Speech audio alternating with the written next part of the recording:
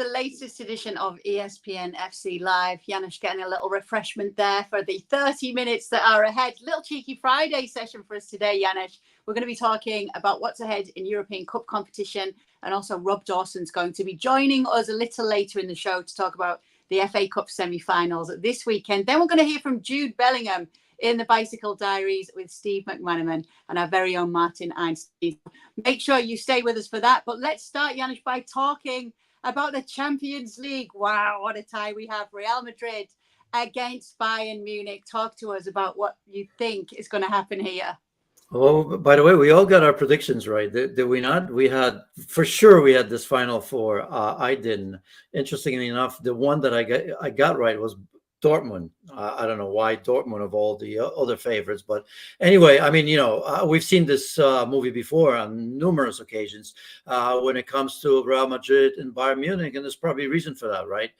They are royalty of this competition. There's no doubt about that, and it's not just for the past, but in particular for what they did in their in the last matches, because I don't think they necessarily were the favorites. I'm not saying that Real Madrid are underdogs, but I think after that result at the Bernabeu 3-3, everybody felt that maybe we're going to see the same story as we did last season. Manchester City are going to see it through. They didn't.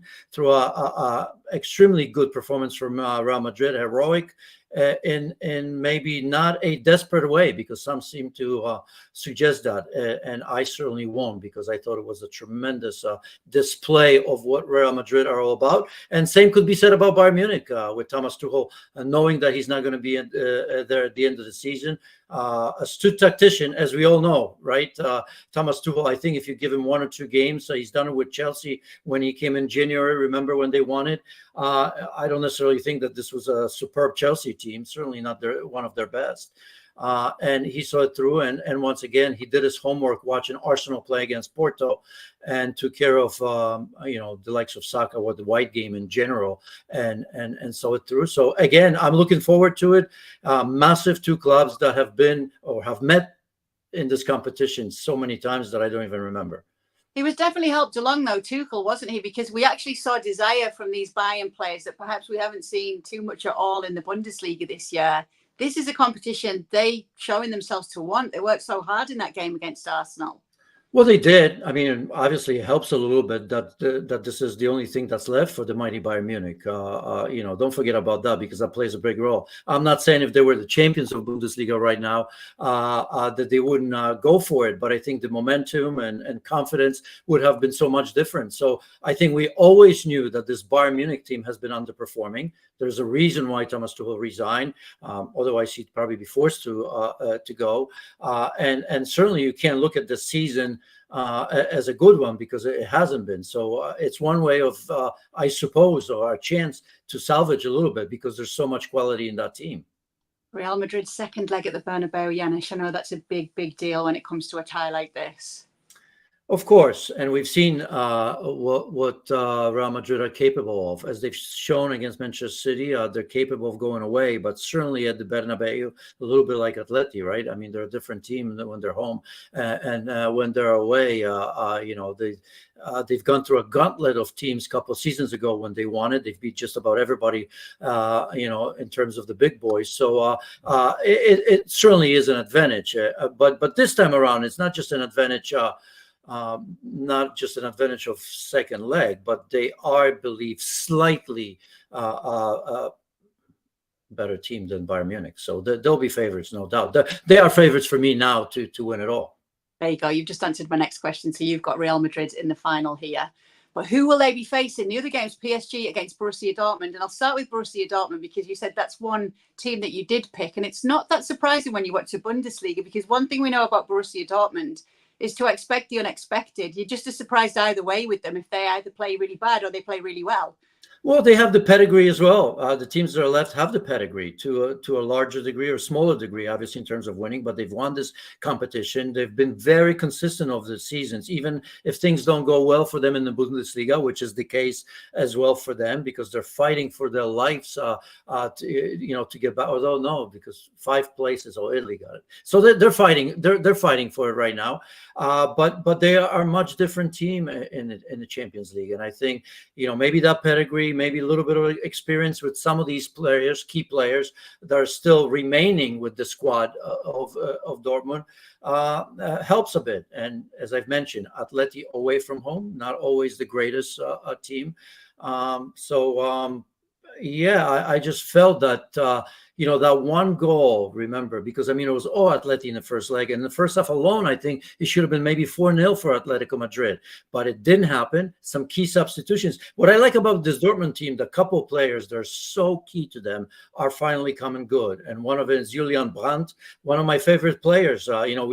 We talk now so much about Bayer Leverkusen. Remember, when when Brandt was leaving Leverkusen.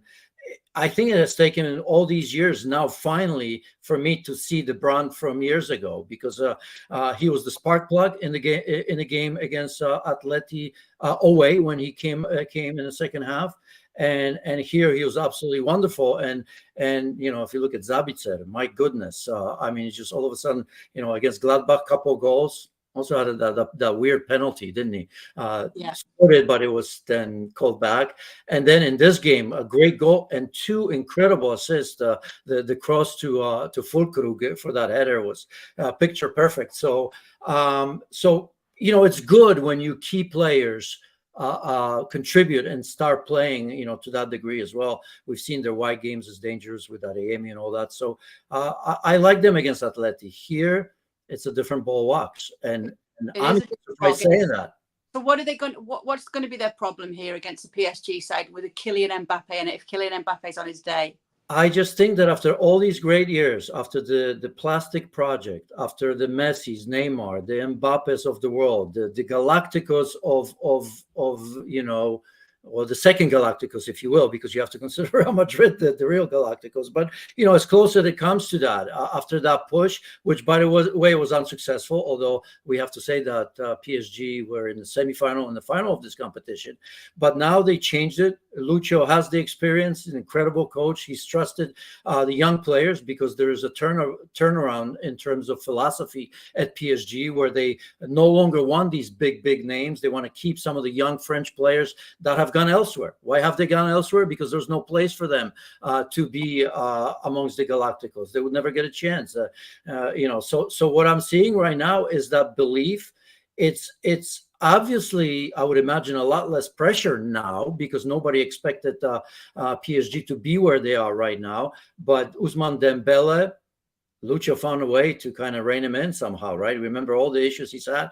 And by the way, Ousmane Dembele just played against Barcelona's former team, and now he's going to be playing against Borussia Dortmund. And remember how he left. Nobody really knows because, if I remember correctly, Dortmund didn't even know where he was and what happened to him when he's left. So that's going to be interesting. But it seems that Lucho Enrique has found a way for him to be not selfish. He doesn't have a lot of goals, but he's one of the most dangerous players in all of Europe in terms of his contributions. So the story goes on and on and on. And Kylian Mbappe, obviously, probably wants to play against his future team, assuming that Real Madrid, by my predictions, are going to be there, right? He's going to be taking the 5th and final penalty shot when PSG meet Real Madrid. I don't know. You've got PSG, Real Madrid in the final. Going to penalties? Yeah. Right now it's so early that I could say anything. People will forget, right? Yeah. Why? No, I don't know if it's going to be penalties. I don't want to see that. I don't want these players to go through what we saw with Manchester City, another, not just 30 minutes of extra time, but 40, whatever it may be. So I'm going to go normal time. Normal time, and the winner is? I'm sticking with Real Madrid. This Man City was always like in seasons past. I don't want to see it with early final, but I felt that one of those two teams would be favorites to win it. So have to Hats off to Real Madrid. What an incredible, incredible performance. The best case scenario for Real Madrid, if that were the case, would be like the World Cup final, where it's Real Madrid who win it. But even though he doesn't win it, Kylian Mbappe has an incredible performance that everybody praises. So they would win that way, knowing that's who they're getting. And yeah, because the other scenario is, I mean, if PSG wins it and Mbappe plays a large role in it, I mean, fans forget, but I think the welcoming committee would be, I don't know, confused. It's a bit confusing of who to pick between Roma and Leverkusen in the Europa League, because this is a great story behind these. Here's the bracket, right? So we've got Marseille Atalanta on one side of it. We'll get to that in a minute.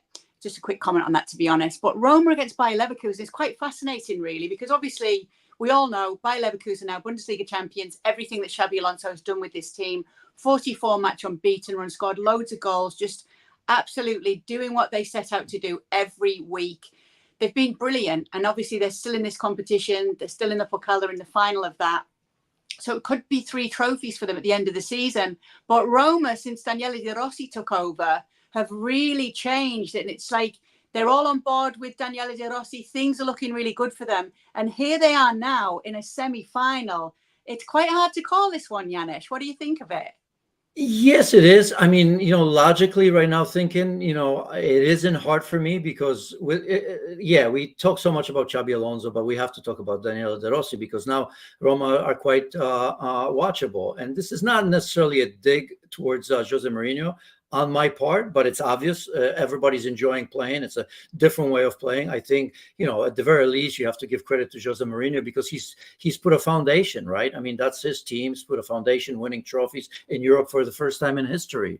So that is important. But obviously, the way these same players are performing and playing under Daniele De Rossi is totally different to that of Jose Mourinho. So Daniele De Rossi gets, a young manager, just like Xabi Alonso, inexperienced to a degree.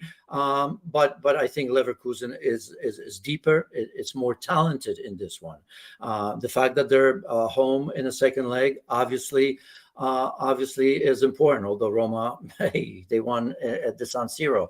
But yeah, I would have to say Leverkusen. It's not necessarily because of, what's in front of them, how much they can win. It's just that when you watch them, the sort of never panicking, playing the same way, the ability to change from game to game, 6 or 7 players, and nothing changes. The level doesn't drop off. It did a little bit against West Ham away, but look at how they recover, right? Yeah. No panic. You bring in Frimpong and, that changes the game just a little bit, a couple other players as well. So you have to say, looking at the depth of teams, when we get to that, obviously there's going to be some other games that are going to be taxing for both sides. I think that Leverkusen would have to be favorites here.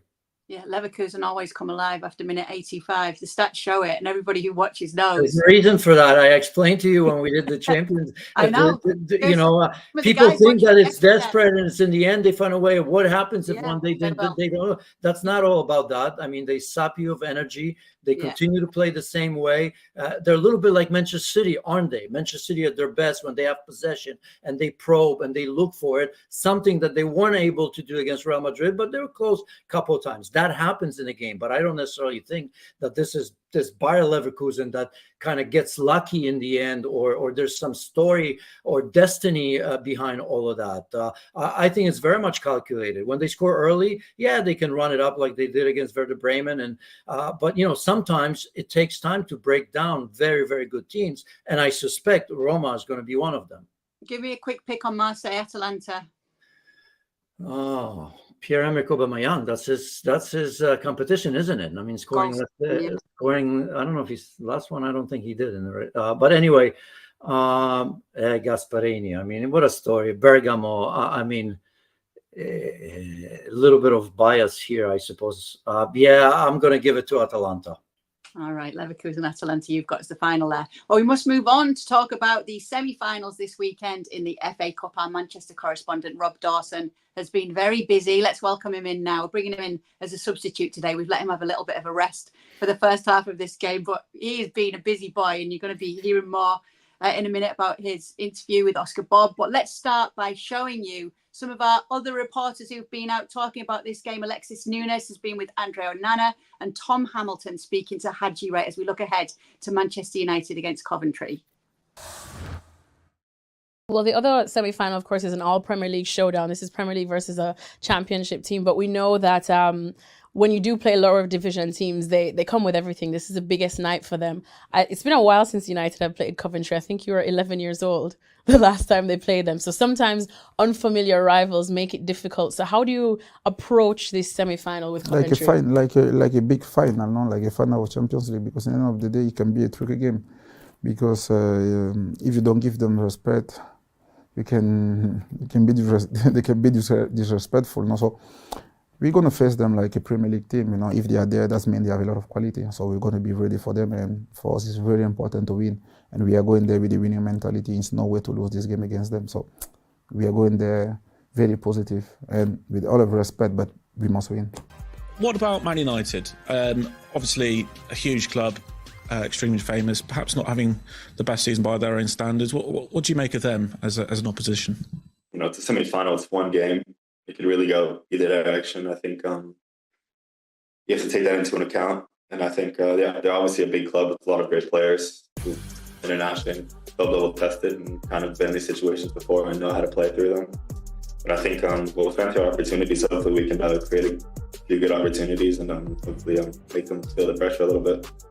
We always use this phrase "giant killing," but Sunday, would be a huge game for you guys if you manage to beat Man United. What makes you guys so confident that you can topple them? It's one game. Anything can happen in one game. It's not like we'll have to play them 10 times or whatever it may be. It's just one game. Anything can happen in one game.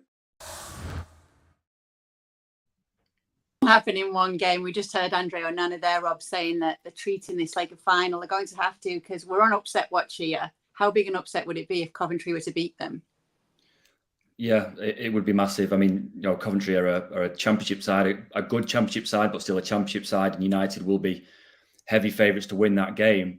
So if they were to lose, it would be massive. It would be massive in terms of United's season. It would be massive in terms of Erik ten Hag's future as manager. I mean, the one thing that will give Coventry some kind of hope is that they know that they are going to get chances against Man United. I mean, Man United on paper should win this game. Like Hadji Wright just said, 99 times out of 100. But you never really know what you're going to get with Man United this season. They played Newport County in the FA Cup early in this season, eventually won that game 4-2. But Newport had 17 shots and they finished, or they're going to finish sort of mid-table in League Two. So that shows you that even against opposition that they should beat, they do give up a lot of chances. They're not great defensively. And we've seen in the last round, Coventry went to Wolves. Wolves are having a great season in the Premier League and went to Wolves and won 3-2 in really dramatic circumstances. And you can understand why Andre Onana is sitting there saying that he's going to treat this like a Champions League final, because to be honest, if they don't treat it like that, there's every chance that they may lose this game. If they're not to advance, is that the end for Erik ten Hag, Rob? I mean, yeah, possibly. Ineos have been quite clear with Erik ten Hag in that they don't want to judge him on one game. The season as a whole hasn't been great. You don't want to get in a position where you're judging him on one game against Coventry when anything could happen. You could have a man sent off in the first 2 minutes. You could get a Coventry could get a dodgy penalty. So Ineos have been careful to say that Erik ten Hag will be judged on a wider sample size, but it certainly wouldn't look good. Wow. If Man United won the FA Cup, Erik ten Hag could stand in front of us and say, well, in a way this season has been a success because I finished it with a trophy. So if they weren't to win the FA Cup, they were to go out to Coventry in that way at Wembley on Sunday, coupled with everything that's happened in the Premier League, he would be on very, very thin ice. Janusz? Sure. I mean, I hear what you're saying. They don't want to judge him on one game. I mean, this has been an unbelievably terrible season. I mean, this is the worst season that I can remember. I mean, we'll get to Coventry because they're not in great form, but I mean, last 4 games, I mean, they haven't won in 4 games, and you can make a case they could have or should have lost all of those games, right? If you look at Bournemouth, if you look at Liverpool, if the one that they lost against Chelsea, right, in one game. I mean, Brentford, I sort of can't remember actually now, but they probably weren't all that good anyway. So this is, I mean, I would, if I were in charge, I'd definitely say, look, I mean, if he loses to that, how can you possibly keep him? And even if he gets to the final and say loses to Chelsea, who are very much like them in a way, right? So it's not the great Chelsea team, or to the big rivals Manchester City. I mean, it doesn't make any difference. I think short of winning this competition, I don't see how he keeps his job. And even then, I think you should sit down, if you're the brain trust of the entire operation, and say, really, I mean, is he going to be able to bounce from that? Is he going to be able to continue and develop players and get us higher in the table, at least in the Premier League next season? I mean, they're not making the Champions League. They're 13 points away from the fourth spot. I mean, 13 points. So I don't know. I think this for Ten Hag is for these players, by the way, as well, because I mean, they're part of the failure that has been Manchester United this season, in my opinion. So look, I mean, if you Coventry City, you honestly, seeing Manchester United, you give them the respect because you always do. It's still a massive club. It's at Wembley, and all of that. But I think if I was in that dressing room, having Haji Wright, 15 goals and 5 assists, having Ellis Sims with 13 goals. And that's what matters. I like goal scorers. If you're going to have a chance as a championship side, you better have at least one player that can score. They have 2 players that, as you said, Rob, can hurt them as well. So, look, Coventry's lost, 3 out of 5 since they've beaten Wolves in that great game. So they're not in great form, and they probably won't make the playoffs in the championship. But man, I'd be sitting there for Coventry City and saying to myself, if there's ever a time to get back to Wembley, this is it. Don't be afraid. Don't be afraid. No. Meanwhile, the other semi-final is Manchester United against Chelsea, an all Premier League affair. Ahead of it, Rob did catch up with Oscar Bob. It's obviously a little bit of a disappointment last night. You've been around the players this morning. What's the mood like in the camp ahead of the Chelsea game on Saturday? Obviously, everyone's very disappointed, especially in a game where we feel like we had the chances, we created the chances, and we're the better team, but unfortunately it didn't go our way. But I think it gives us a lot of motivation to bounce back on Saturday and get into a final. I was about to say, it's a group that haven't really experienced with losing. Is it a group that finds it quite easy to put disappointments behind them and bounce back when you've got such a big game so quickly afterwards? I think so. I think there's a couple, or quite a few players that have been around for a long time. Yeah. I was thinking earlier about the Champions League exit. I think it was 2 years ago against Real Madrid away, when they scored those 2 late goals. And even though that happened, that was the same season as Gundo scored late against Villa, and in a way that was what that season was remembered for. So I think there's still a lot of players that played in those games and still won that Premier League. And I think the group, if any group can do it, it will be this one. There, Rob, what's your feeling on what we're going to see now? Are City even more dangerous given the way that they had to exit the Champions League against Real Madrid? And on top of that as well, there's been all that talk of Haaland and Kevin De Bruyne wanting to come off and Pep Guardiola making that public as well. So there just seems to be a lot going on right now there. Yeah, I mean, Oscar makes a good point there in that the way they went out to Real Madrid 2 years ago was so dramatic, and then they were able then to go on and win the Premier League. Put that disappointment behind them and go on and finish the job in the Premier League. And I would expect them this season to go and finish the job in the Premier League. That said, I would be worried for them against Chelsea on Saturday. They've played 120 minutes against Real Madrid. In extra time, they looked absolutely out on their feet. Guardiola regularly calls this week the worst week of the season because it's always the second leg of the Champions League quarter-final, followed by the FA Cup semi-final at Wembley. City aren't happy at all that they were asked to play on Wednesday against Real Madrid and then have been given the Saturday semi-final. They think that they should have been given the Sunday semi-final and had a day's extra rest. You mentioned there about the players who came off against Real Madrid. De Bruyne had to come off, Haaland had to come off, Akanji had to come off. It means probably that Pep Guardiola is going to have to rotate his squad a little bit. Chelsea, meanwhile, have played on Monday, beaten Everton 6-0. Cole Palmer scored a hat-trick. They've had a whole week to prepare for this. I would really worry for City, even though on paper again, City should win this game because of their form in the Premier League. Chelsea haven't been great this season. But there's a lot of people at City, players included, who are looking at this game and thinking, we could really go out here. They beat Sheffield United in the FA Cup semi-final last season, but the 3 previous seasons they lost at this stage. They lost semi-finals to Liverpool, to Arsenal and to Chelsea. And Guardiola puts all that down to fatigue. He said that in all those games he had to rotate players. The other team were able to put a full-strength team out, and on the day they just didn't have enough. And Chelsea, again, just like Coventry in the other game, Coventry are looking at the Man United game thinking we've got a great chance here. Chelsea are looking at this City game on Saturday and thinking, if we're ever going to beat City in an FA Cup semi-final, this is it. We're fresh, we're ready, we're in some kind of form. City have had a disappointment on Wednesday. They all look absolutely shattered. Really, Chelsea have got a great chance of causing something of an upset here. Just want to touch on the Cole Palmer point there, Rob, with you, because he's top of the Premier League charts right now, level with Haaland on goals scored, 20 at the moment. Would Man City take him back now? Well, yeah, probably. I mean, Pep Guardiola in his news conference today was asked the question, was it a mistake to let Cole Palmer go? And he kind of shrugged as if to say, well, yeah, obviously now, knowing what we know now that he's scored 20 goals in the Premier League and 23 in all competitions. The point that Guardiola made, though, was for 2 years, Cole Palmer's been asking to leave. He says that this isn't a situation where in the summer he knocked on the door and said, I need to go. Guardiola was adamant today in his news conference that for two seasons, Cole Palmer's been saying, I want to go. And that was all down to minutes. He wasn't getting the minutes at City that he's been getting at Chelsea.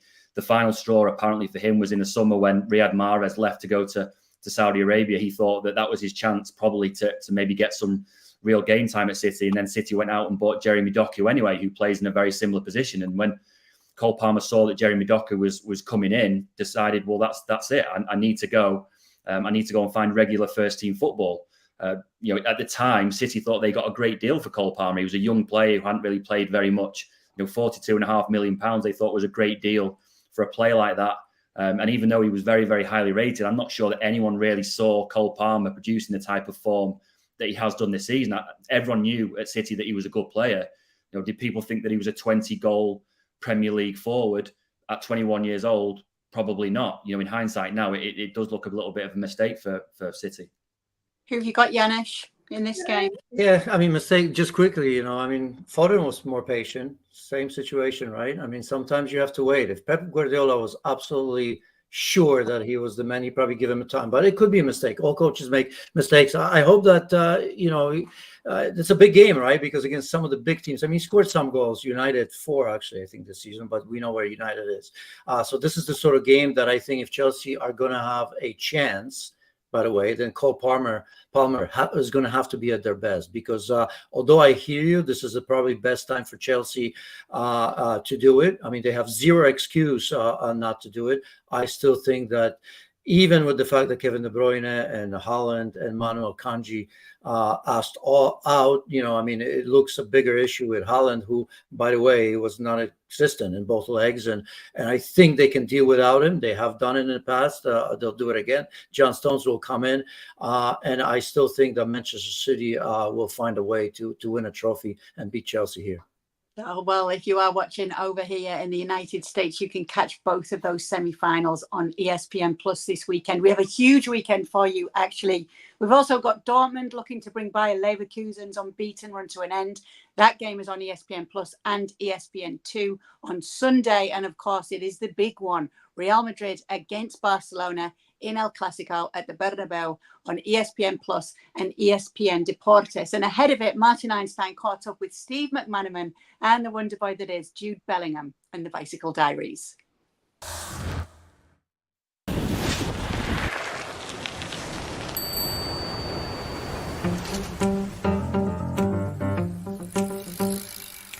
It's a great day. It's a gorgeous day. It's a gorgeous day to cycle. Any day's a gorgeous day to cycle, man. Only 6 English footballers have ever played for Real Madrid in their history. Steve is one of those players who's part of that select list. Who better to speak about the club's recent arrival than him? Someone who has changed everything for the merengues. What surprised you the most about Jude Bellingham adapting so well and so fast to Real Madrid?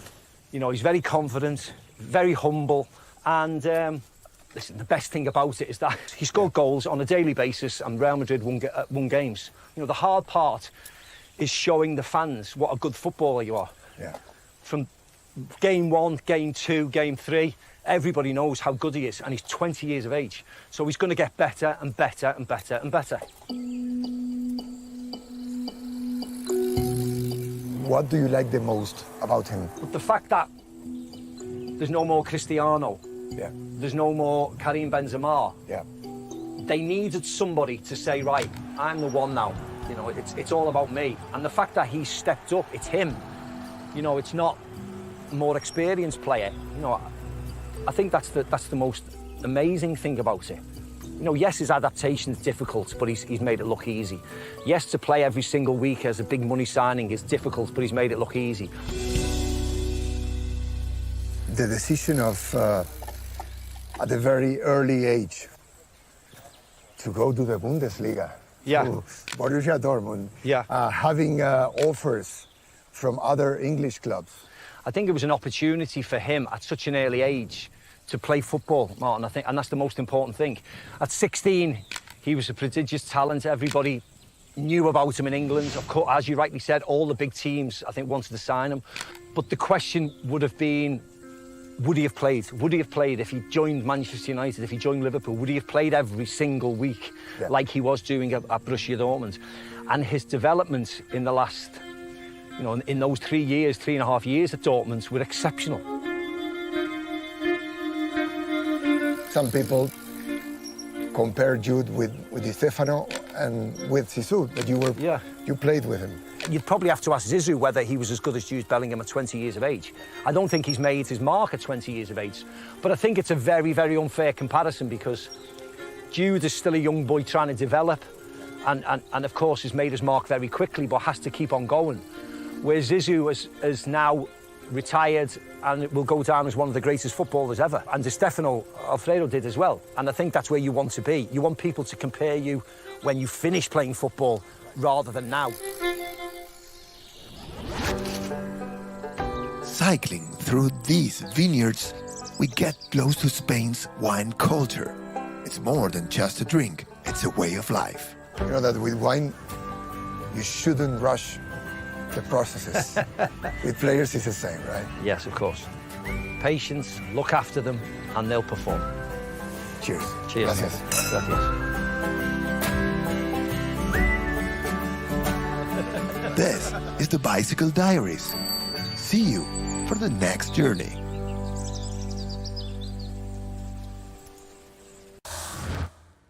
What a shock, hey, Michael.